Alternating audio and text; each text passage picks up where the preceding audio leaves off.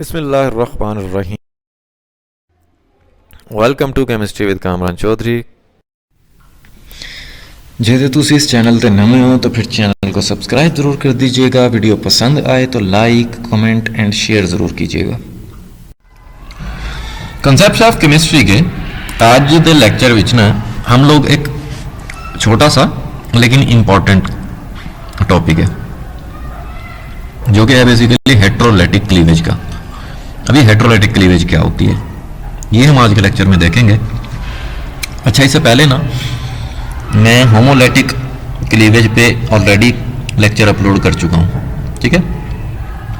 तो वो आपको इस वीडियो की डिस्क्रिप्शन में मिल जाएगा नीचे, ठीक है। इस वीडियो के नीचे डिस्क्रिप्शन में आपको उसका लिंक मिल जाएगा होमोलाइटिक क्लीवेज का, ठीक हो गया।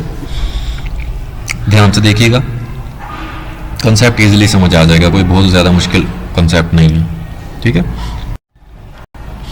अब हेट्रोलाइटिक क्लीवेज पे आने से पहले ना सबसे पहले तो हम लोग ये देख लेते हैं कि जनरली बॉन्ड क्लीवेज क्या होती है, ठीक है।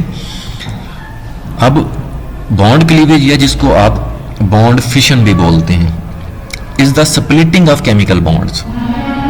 केमिकल बॉन्ड्स का स्प्लिट होना, केमिकल बॉन्ड्स का टूटना, इसको हम लोग क्या बोलते हैं? बॉन्ड क्लीवेज या बॉन्ड फिशन बोलते हैं।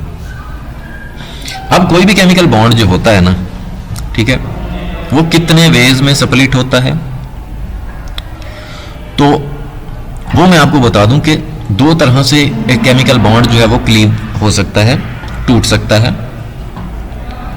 होमोलाइटिक क्लीवेज हो सकती है या हेट्रोलाइटिक क्लीवेज हो सकती है, ठीक है। ऑलरेडी जैसे मैं आपको बता चुका हूं होमोलाइटिक क्लीवेज हम लोग ऑलरेडी डिस्कस कर चुके हैं एक लेक्चर में, ठीक है, जिसका लिंक आपको नीचे डिस्क्रिप्शन में मिल जाएगा। अब हेट्रोलाइटिक क्लीवेज पे आ जाते हैं। The word heterolytic comes from the Greek word hetero, जिसका मतलब होता है अनइक्वल। हेट्रो का क्या मतलब होता है? अनइक्वल। एंड लाइसिस का मतलब क्या होता है? लूजनिंग, मीन्स के दे देना, लूज कर देना या ब्रेक डाउन हो जाना, टूट जाना, ठीक है। सो अब कैसे आप हेट्रोलाइटिक क्लीवेज को डिफाइन करते हो? If the covalent bonds between two elements break heterolytic या unequally, it results in the formation of charged species. अच्छा देखें, दो एटम्स हैं, उनके दरमियान एक कोवेलेंट बॉन्ड है, मींस के दोनों एटम्स ने अपने इलेक्ट्रॉन शेयर किए हुए, ठीक है। तो अगर तो वो कुछ इस तरह से ब्रेक हो कि हेट्रोलाइटिकली वो कोवेलेंट बॉन्ड टूट रहा हो या अनइक्वली टूट रहा हो, क्या मतलब इसका? इसका ये मतलब है कि वो जो इलेक्ट्रॉन दोनों एलिमेंट्स ने शेयर किए हुए हैं ना, वो किसी एक एलिमेंट ले जाए, ठीक है। अब एक एलिमेंट दोनों इलेक्ट्रॉन ले जाएगा, दूसरे एलिमेंट का भी एक इलेक्ट्रॉन ले गया, अपना वाला भी एक इलेक्ट्रॉन ले गया, तो इसको बोलेंगे हम अनइक्वल क्लीवेज, ठीक है। हेट्रोलाइटिकल बॉन्ड टूटा है, ठीक हो गया। तो ऐसी क्लीवेज को आप क्या बोलते हैं? हेट्रोलाइटिक क्लीवेज बोलते हैं। और जब ऐसा होता है तो जैसा कि मैंने अभी आपको बताया कि एक एटम इलेक्ट्रॉन ले लेता है, दूसरा दे देता है, तो उस वक्त उन एलिमेंट्स के ऊपर चार्ज आ जाता है। अब जो एलिमेंट इलेक्ट्रॉन गेन करता है उस पर नेगेटिव चार्ज आएगा, जिसके पास से चला गया इलेक्ट्रॉन उस पर पॉजिटिव चार्ज आ जाएगा, ठीक है।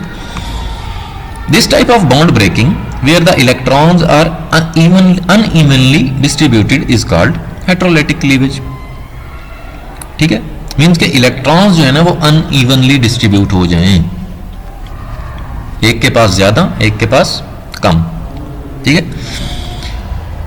सो अब मैं आपको दिखाता हूं heterolytic cleavage of covalent bond. For example देखो, ये दो एलिमेंट्स हैं ए और बी, इन्होंने आपस में कोवेलेंट बॉन्ड बनाया हुआ है, दो इलेक्ट्रॉन्स बॉन्डेड इलेक्ट्रॉन्स हैं, मींस के एक एक इलेक्ट्रॉन दोनों एलिमेंट्स ने शेयर किया हुआ है। अब होगा क्या? होगा ये कि अगर ये इलेक्ट्रॉन पेयर शिफ्ट हो जाता है बी के ऊपर, मींस के बी जो एलिमेंट है वो ये दोनों इलेक्ट्रॉन ले जाता है, तब होगा क्या?